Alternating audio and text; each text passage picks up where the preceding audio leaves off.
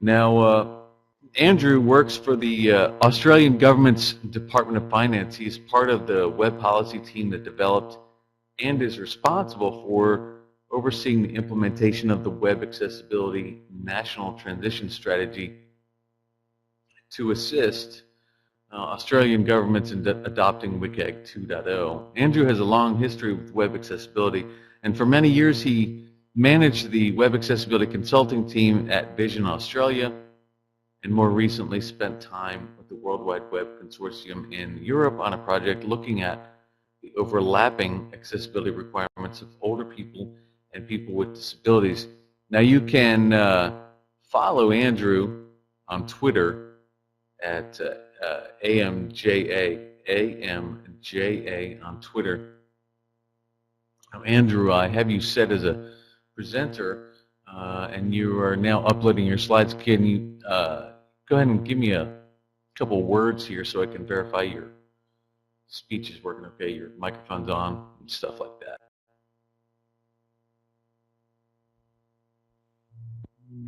Okay, can you hear me now? Okay, I'm good. Sorry, I hadn't enabled the microphone in Adobe Connect. I was talking away there and then realised the icon was blanked out. My apologies.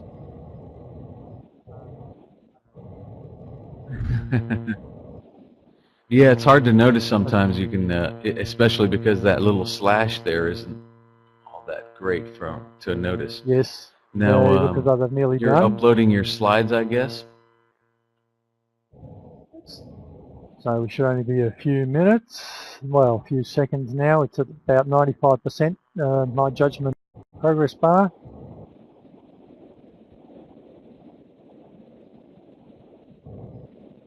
Right, and there we go. Okay, now right, just because so I haven't go ahead and let you take it away there, Andrew. Thank you. I did have a little experiment last evening. If I use the normal controls or to move through the slides, what do I need to do? There we go. I can do it. Thank you. There's some little buttons. Rightio. This is going to work just fine. There you go. Last time I did a webinar, we were using Skype to do the presentation and the audio video.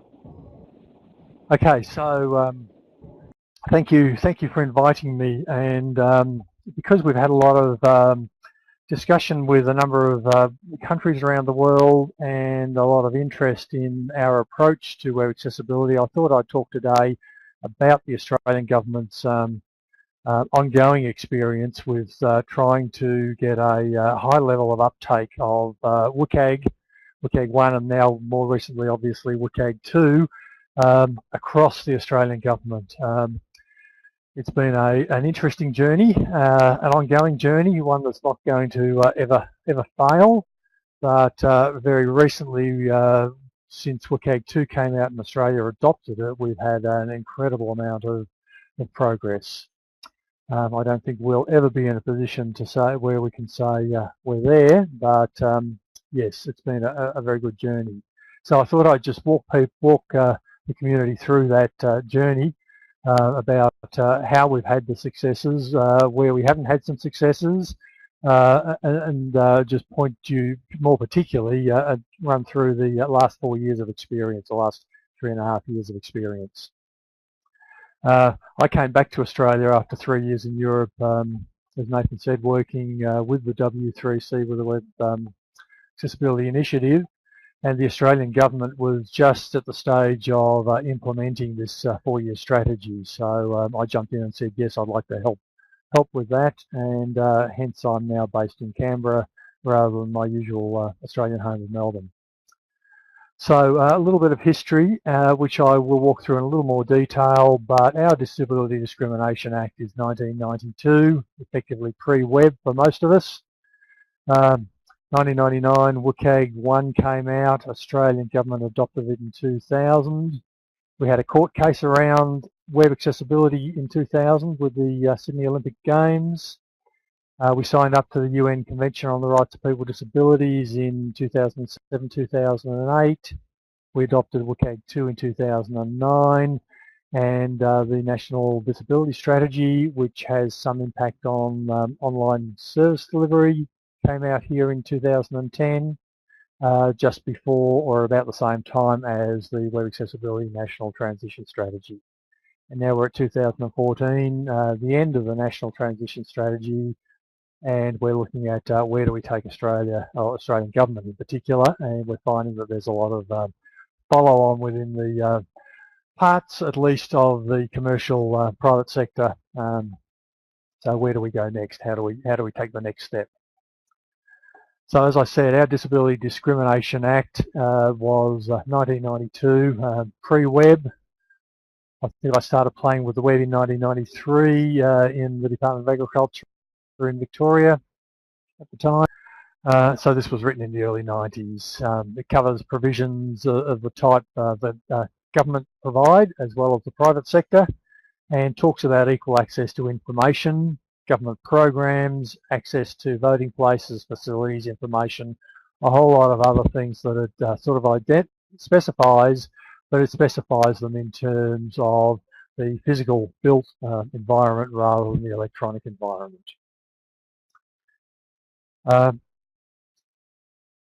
First time that whether the Disability Discrimination Act applied to the online environment, it had been discussed quite a bit since WCAG 1 came out, but it was definitively set then when Bruce Maguire took the Sydney Olympic Games Organising Committee to court. Initially he complained because he was having difficulty buying tickets online. I should fill you in. Bruce Maguire is a person who has been blind since birth, relies on a screen reader to have the screen read back to him. So he tried to buy some tickets, was having difficulty, made a complaint, was eventually able to get suitable tickets because he wanted to take his family. He lives in Sydney. It was nice to be able to participate in such a big event. So that didn't progress because he was satisfied in the end. But then, while the games were running, Australia's as parochial as the rest of you, and in our press and online, sort of the public media, television, radio, and so on, we tend to only report the events that we're participating in, or that we're participating well in. To be a little blunter about it, I suppose. And Bruce was interested in a wider range of sports that Australia wasn't participating in, and was having trouble accessing the website, and particularly the results tables. Complained, didn't get anywhere, and so it eventually did end up in court.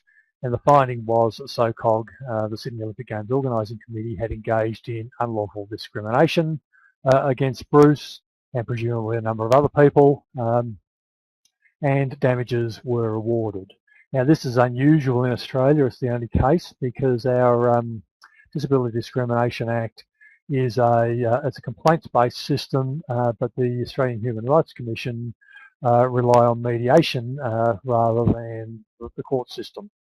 There's been a lot of complaints since, but they've all been settled satisfactorily to all parties concerned, and so nothing since 2000 has ended up in court. But it was very nice in some respects to have that early on in web accessibility in Australia, not that long after WCAG 1 came out, to demonstrate that the Disability Discrimination Act here very, very clearly applied to anything that the government and presumably the private sector were doing online. I've got some pointers there. I will make these slides available on SlideShare afterwards, so that people can find them, and Mike and Co can point to them. Okay, at about the same time, I'm not quite sure of the timing, I think it was shortly afterwards, the Australian government adopted WCAG 1, that was in 2000 as well. The Council of Australian Governments, which is the Commonwealth Government plus all the states, said yes, we'll take that on.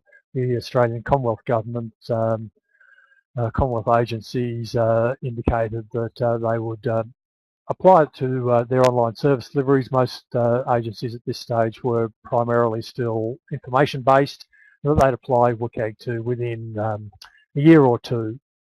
Some agencies took this commitment seriously, others promptly or you know, either found it too difficult, had changes of staff, and it was applied in a very sort of loose way. So very, very few agencies got to the stage where they'd applied WCAG 1 seriously across all their offerings. At that stage, I was working with Vision Australia, and we were working with a number of agencies. You know, the obvious one who had an interest in this is the Department of Human Services, which looks after pensions, including disability pensions. So yes, we did a lot of work with them in particular, and a number of other agencies, but there was no program put in place. It was just a commitment that the agencies made, and so it was taken up in a haphazard manner. 2007, 2008, when the UN Convention on the Rights of People with Disabilities came along and applied very definitely to information online and ICT systems, including the internet, Australia signed up and ratified that agreement. So that gave a little bit more weight to what people were supposed to do. But I think, like most countries, we sort of pay attention to international conventions when it suits us and try and avoid them when it doesn't. But it was another piece of legislation that we'd signed up to internationally that helped to drive a little bit further Australia's adoption of web accessibility. The National Disability Strategy that came out in 2010 and is a 10-year strategy for the Australian government had one of its policy directions talked about ICT systems, information and communications technology systems, and said that they should be accessible, and the material being delivered, services being delivered via them, should be accessible, reliable and responsive to the needs of people with disabilities, as well as their families and carers. So at that point we had something very concrete to build on, and that's when we moved forward with the Web Accessibility National Transition Strategy. What we also did in 2009, I think it was the Council of Australian Governments formally adopted WCAG 2 as the basis or the standard by which web accessibility would be judged.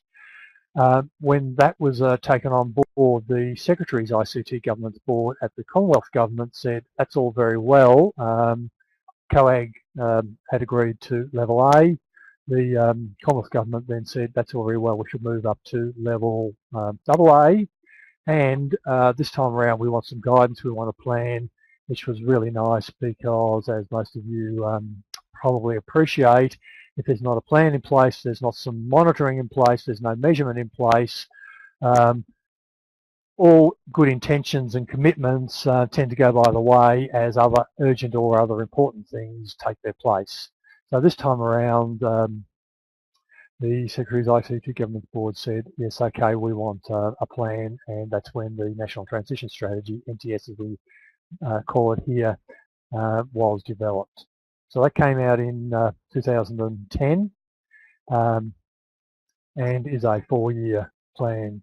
So AGMO, which sits in Australian Government Information Management Office, which sits within the Department of Finance, was tasked to develop and oversee that plan, and most of the states and territories adopted the same approach. They said, yes, we'll follow along with this plan through from 2010 to 2014. However, some of them have applied modified timescales because they didn't get underway quite so soon. Western Australia, for instance, is working to a 2015-2016 timeframe, and it depends on the level of control in the different states. At the Commonwealth level, we have 2 types of agencies. We have those known as Financial Management Accountability Act agencies, which are all the key departments of state and the agencies that work with them.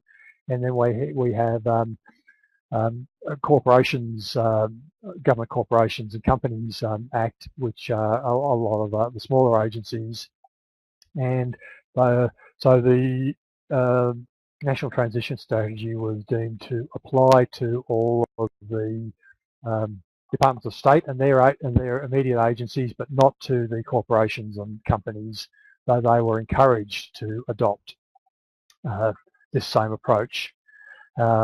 Encouraged to sign up. 2 agencies did, the National Library, I think it was, and one other, and a number of other agencies,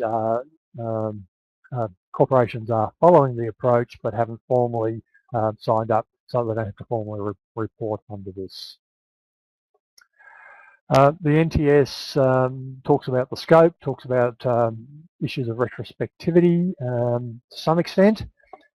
It's a phased approach. We said that there's going to be a preparation phase, a transition phase, and an implementation phase. Obviously, we're in the implementation phase at the moment.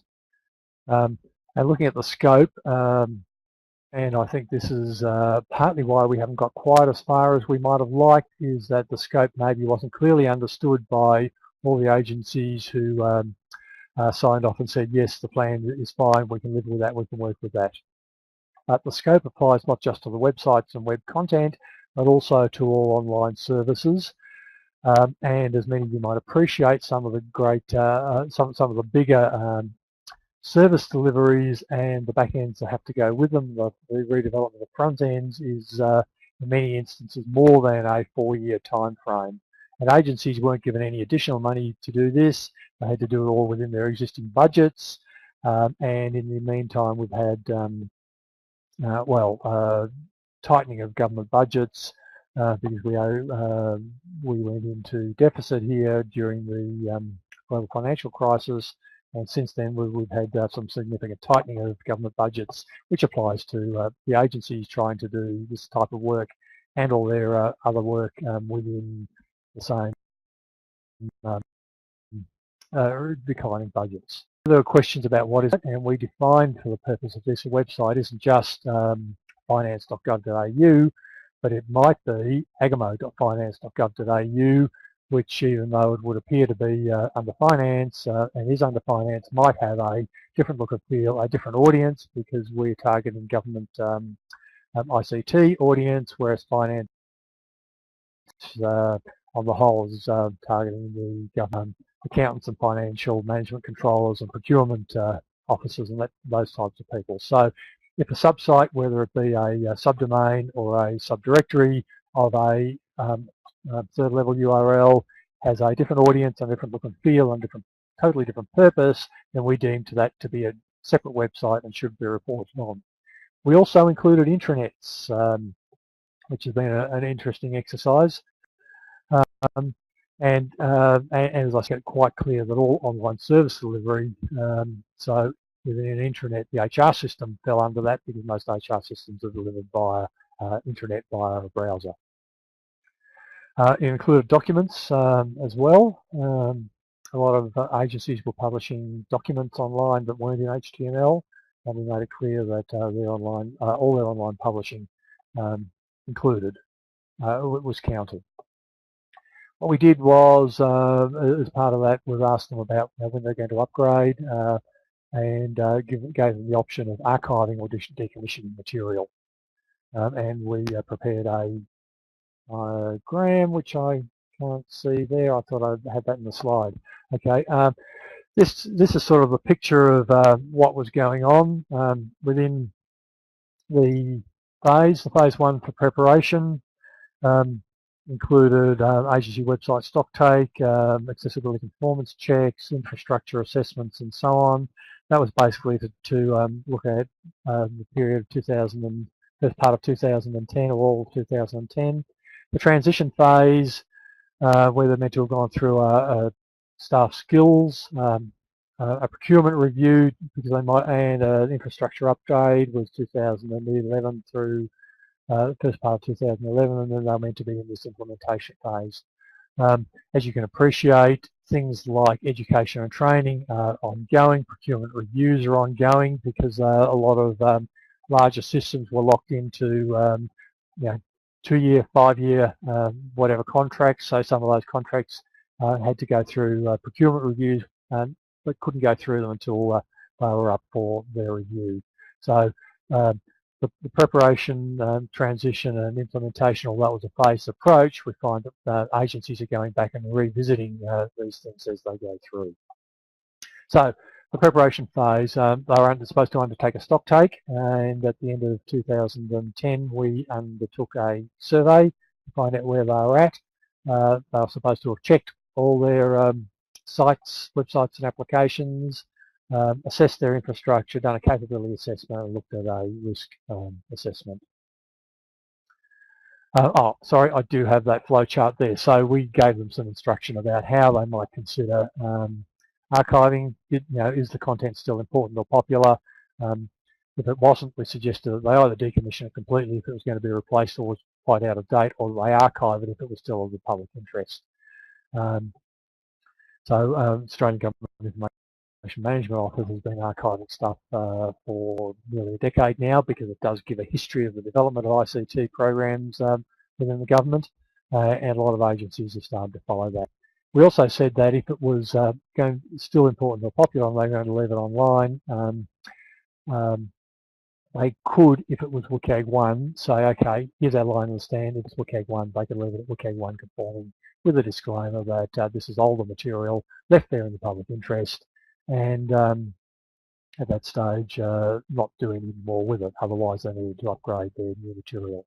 We also included in there a requirement that anything new, any new service delivery, any new websites, any new web pages were required to be released at WCAG 2 conformance. Part of the process put some timelines in. Just going back to the chart, we said that by the end of 2012, everything should be WCAG 1 conformant WCAG 2 at level A, and by the end of this year, everything should be WCAG 2 level AA. The transition phase covered training and education. We provided some of that education. The private not-for-profit sector provided some of it. The agencies themselves did a lot of internal training as well, and that's ongoing. Most agencies undertook procurement reviews and assessed their where they'd got to with or what they needed to, where they got to and how they were tracking with their infrastructure and capability upgrades. So particularly, staff, most of the staff were responsible for content preparation. The early indications were that there was a very, very low level of awareness of what was required from a writing perspective, even in terms of preparing stuff in Word, which was then going to be moved into HTML. So a lot of gaps in the knowledge of staff had to be filled there. With the procurement review, basically they had to look and see whether what their internal procurement processes were, and were they sourcing stuff that was fit for purpose, both in goods and services that they were providing, or if they were outsourcing the production of things like annual reports.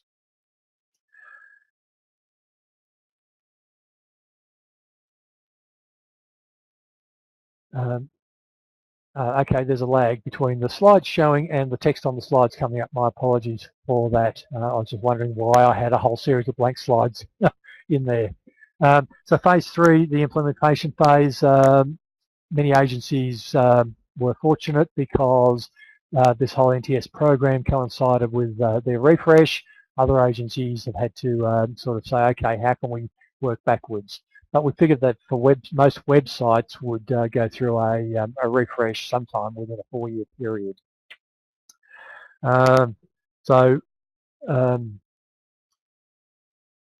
Conformance testing, we've left that up to the agencies to do it themselves.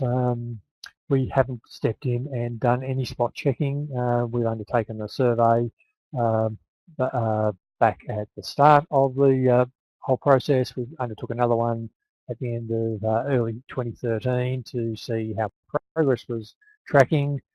We've got another one coming up shortly to keep them on track this year, and we'll have a big one at the start of next year. So there's been those two surveys that are indicated on that chart, one at the end of 2012 and one to the end of 2014 is where we got to. So the two reports that came out from that are both available online. There's links on those slides, but where did we get to between 2010 and 2012? We found that there were nearly 1,400 websites still active and still included for accessibility assessment.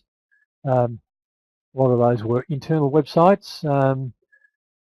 We also found that a number of agencies, I think we had initially something like 1,600, so there's been a lot of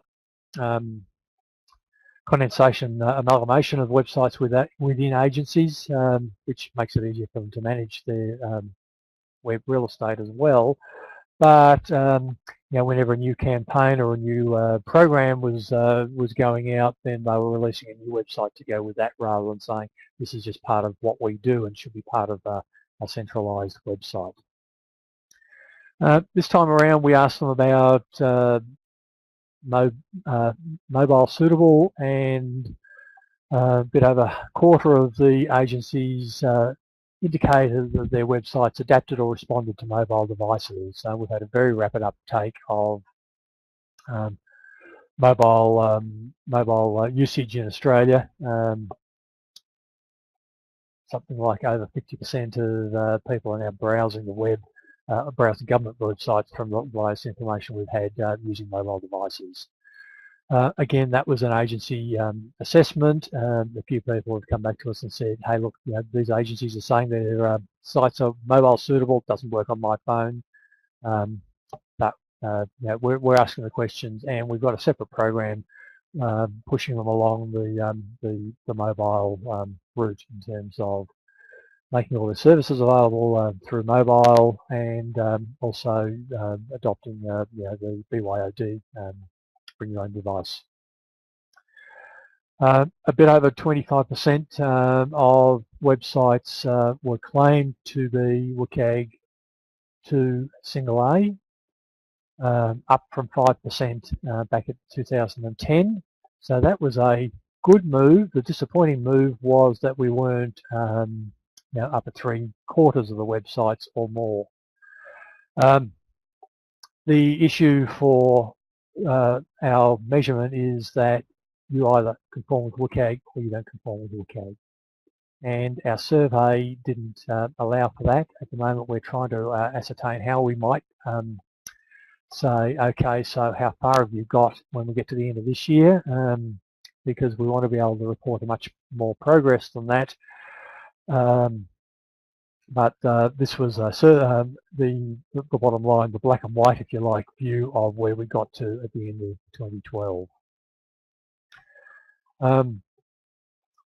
We also found that there were about 1,100 web applications in use in the large and medium agencies, primarily because they're the agencies that have the service delivery, but they also include internal things like HR systems, leave systems, finance systems, and so on, all the stuff that you need to run an organisation. Agencies also told us that about 16% of their web applications conformed with WCAG 2 at any level. So that was quite pleasing, considering the long life cycle for online service delivery, and the back ends and front ends and locked-in contracts and so on there. One of the really interesting things that we found is that agencies reported a drop from about 28,000 staff to 22,000 staff involved in web activity, and the survey also indicated, as it did in 2010, that most of those staff were working on the provision of content rather than development of the website, or the direct publishing process if they weren't using a distributed publishing system, or development of the interface for the applications, like applying for a passport online or a pension. The other really interesting thing is in 2010 there were no staff in any of the agencies reported as being dedicated to web accessibility. This time around, there's 110 approximately Financial Management Accountability Act agencies that were reporting to us, and across those agencies, 63 staff whose primary role was web accessibility. So that was a really big change, and told us that also that the agencies were taking web accessibility seriously. We'd like to see more, of course, but that's still a significant improvement. Skills. Sorry, something's just gone wrong there. Lost the screen. We're back. Fine. Good. Webinars are always interesting things when you're relying on the technology.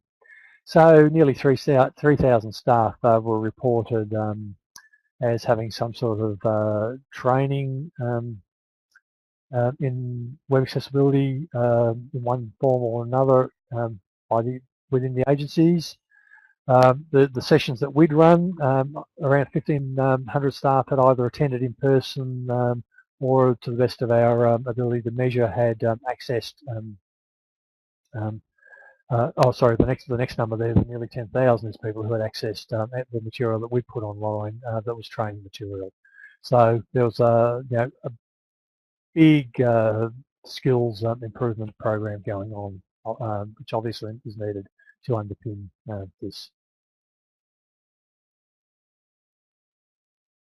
The other thing that we've encouraged agencies to do is prepare action plans to position the agency both to achieve accessibility, but to work out what's going to happen in the meantime. Our Human Rights Commission says that if agencies have public action plans, or any organisation has a public action plan about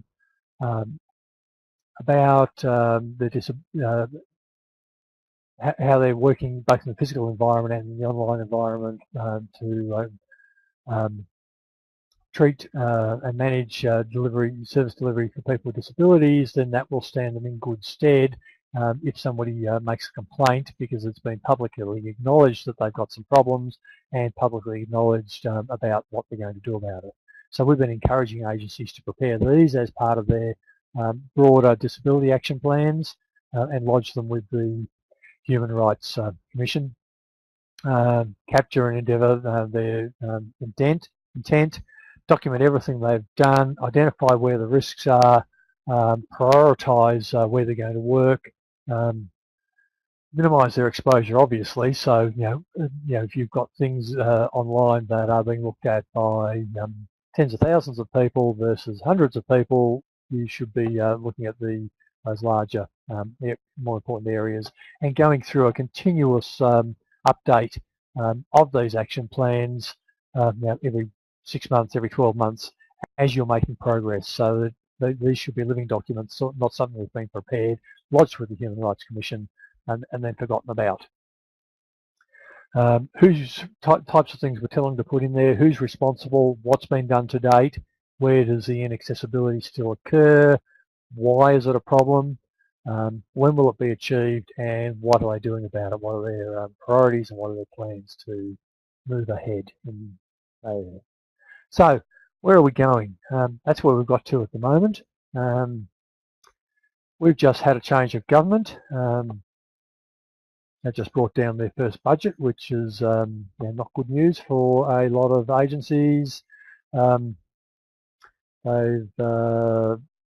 The previous government has been blamed for a very bad budget position, so the new government is doing the usual new government thing and saying, okay, we've got to do better. We're going to cut government spending in all sorts of different areas. I'll let you read about that and follow the news independently.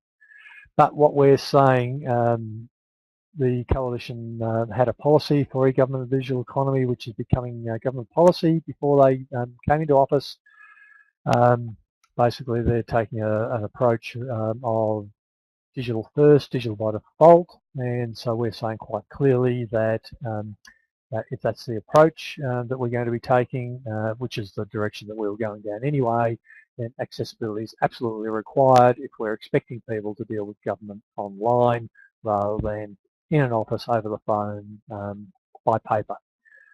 And effectively, accessibility needs to become business as usual, which is the direction that we were going as the NTS was winding up at the end of this year anyway, but the new government's policy allows us to say this even more strongly.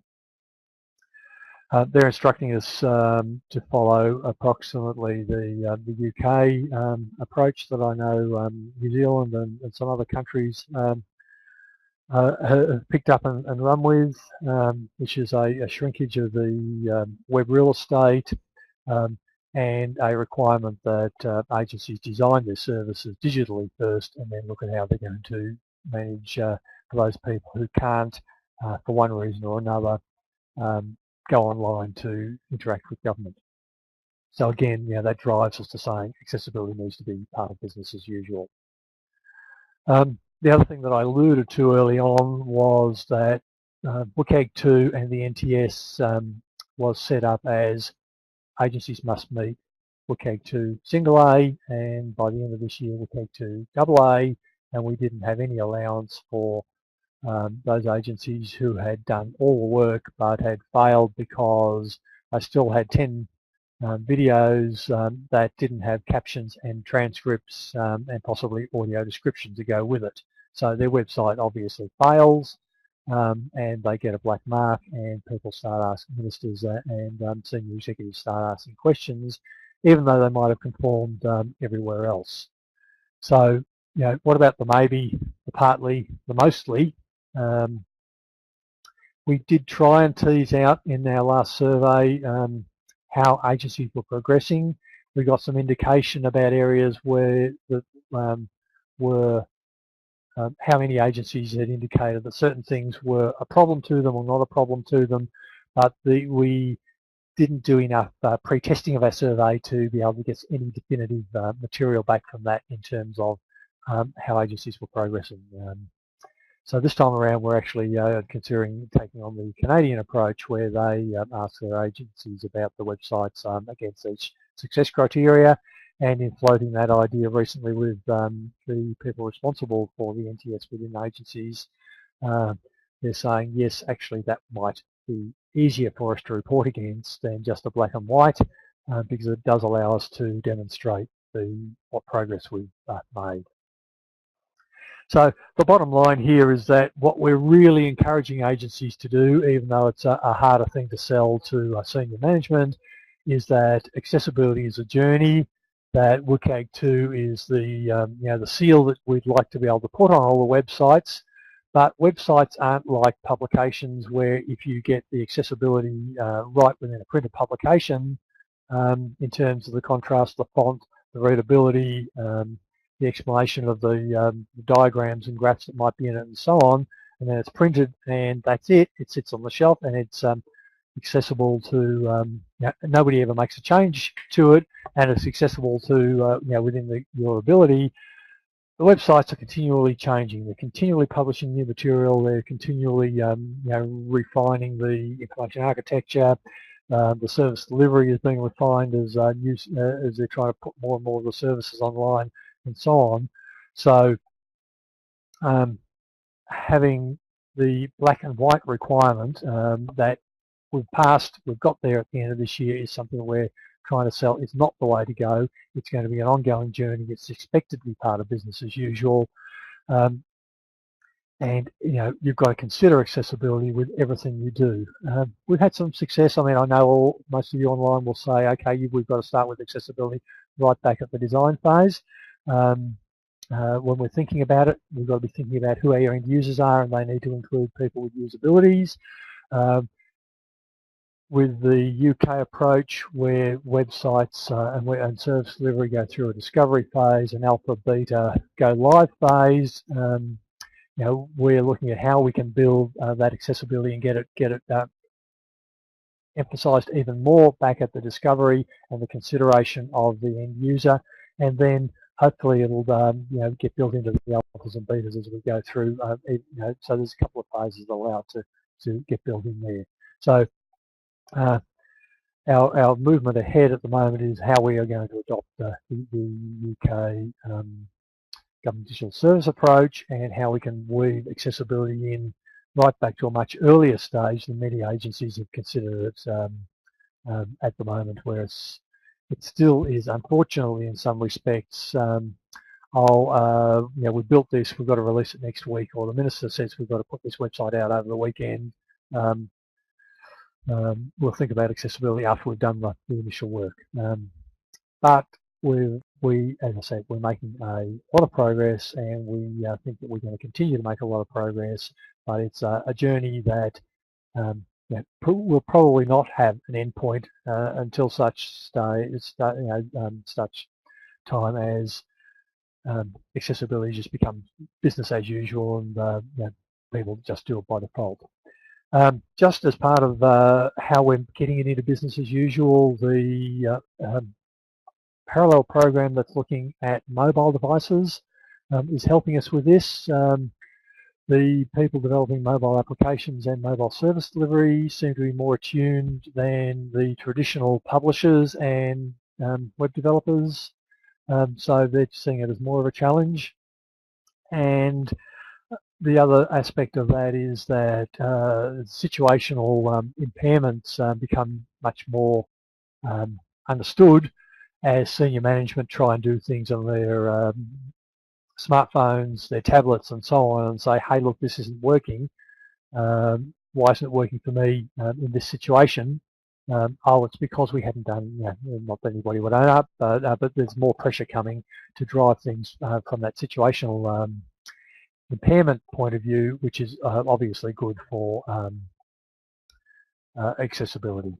Okay, I'll stop talking there. I'll leave a bit of time for some questions if we've got some, and some time for handover to the next presenter. And hopefully I'll be able to sit in for some of the presentations later in the day. Thanks, Nathan. All right. Yeah, Andrew, man, it looks like you have a bunch of questions here. I'll get my microphone a little bit closer. So the first one is actually from Mike Paciello, and his question was, Andrew, did you explain the enforcement process of NTS, and how is conformance measured? Sorry, you broke up partway through that. Could you just repeat that? Sorry. Yeah, he said, did you explain the enforcement process of NTS, and how is conformance measured? Conformance is up to the agencies to measure themselves. Most of them are doing a mixture of getting an external assessor in, as well as doing it in-house themselves.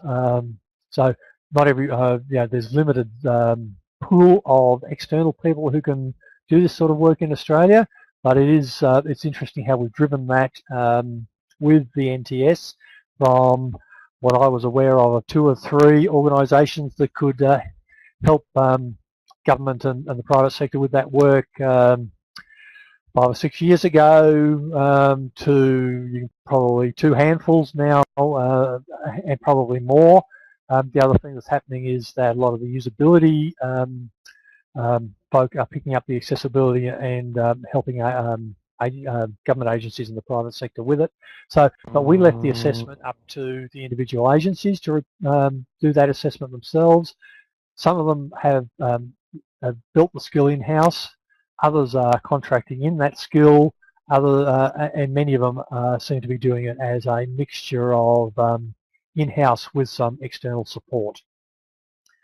The other one of the things that we did ask that I didn't talk about is what sort of tools are agencies are using.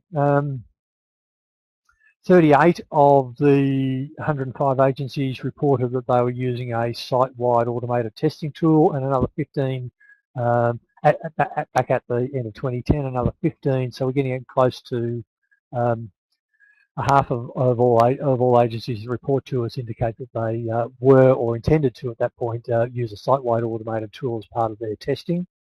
3/4 of the agencies were using manual testing.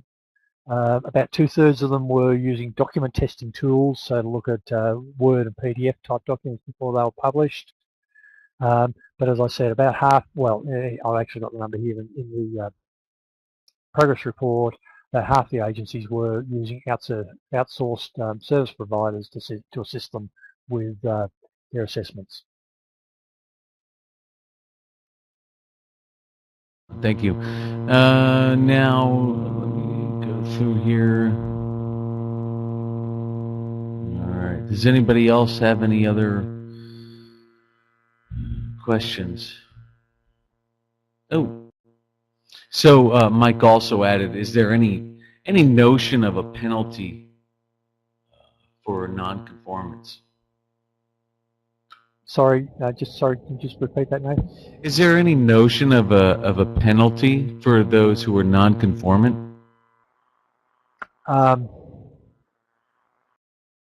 Not directly.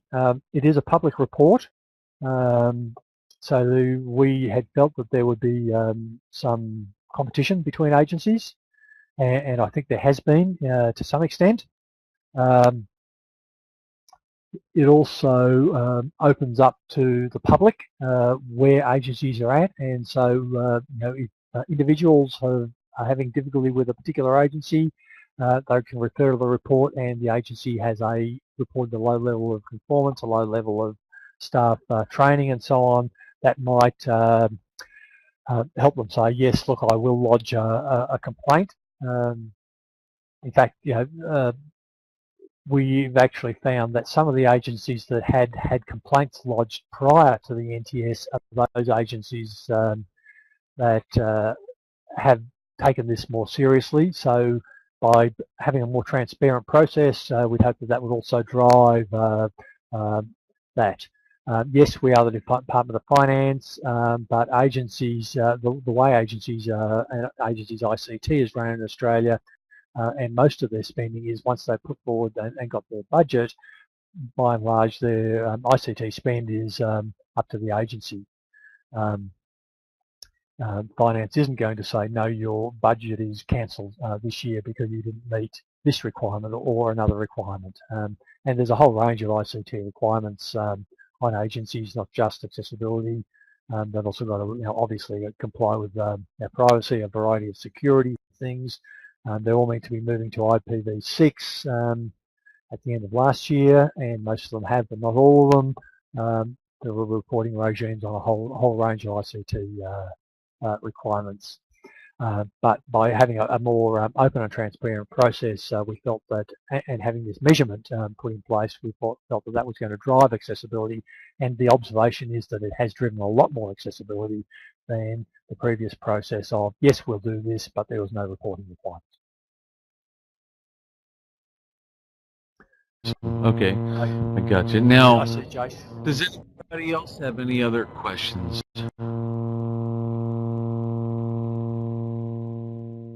So Jason's just indicated in the chat window one incentive to tie conformance to executive management's performance rating.